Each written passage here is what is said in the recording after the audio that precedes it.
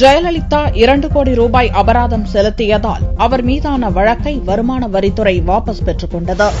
முன்னாள் முதல்வர் ஜெயலலிதா, சசிகலா ஆகியோர் பங்குதாரர்களாக உள்ள சசி என்டர்பிரைஸ் நிறுவனம் கடந்த 1991 முதல் 93ஆம் ஆண்டு வரை வருமான வரி கணக்கு தாக்கல் செய்யாதது தொடர்பாக வருமான வரித்துறையினர் 4 வழக்குகளை தொடர்ந்தனர். உச்சநீதிமன்ற உத்தரவுப்படி இவ்வழக்கு சென்னை எழும்பூர் பொருளாதார குற்றவியல் நீதிமன்றத்தில் நடந்து வந்தது. 18 ஆண்டுகளாக வழக்கு நடந்து வரும் நிலையில் அபராதம் செலுத்த தயார் என்று குற்றம் சாட்டப்பட்டவர்கள் தரப்பில் வருமான வரித்துறையினரிடம் தெரிவிக்கப்பட்டது. இதையடுத்து ஜெயலலிதா மற்றும் சசிகலா ஆகிய இருவரும் வருமான வரி உட்பட 2 கோடி ரூபாய் அபராதம் செலுத்தினர். இந்நிலையில் இவ்வழக்கு வியாழனன்று நீதிபதி தட்சிணாமூர்த்தி முன் விசாரணைக்கு வந்தபோது வருமான வரித்துறை சார்பில் வக்கீல் ராமசாமி ஜெயலலிதா மற்றும் சசிகலா மீதான வழக்கை வாபஸ் பெற்றுக் கொள்வதாக மனு தாக்கல் செய்தார். இதை ஏற்றுக்கொண்ட நீதிபதி வழக்கை முடித்து வைத்து ஜெயலலிதா மற்றும் சசிகலாவை வழக்கிலிருந்து விடுவித்து உத்தரவிட்டார்.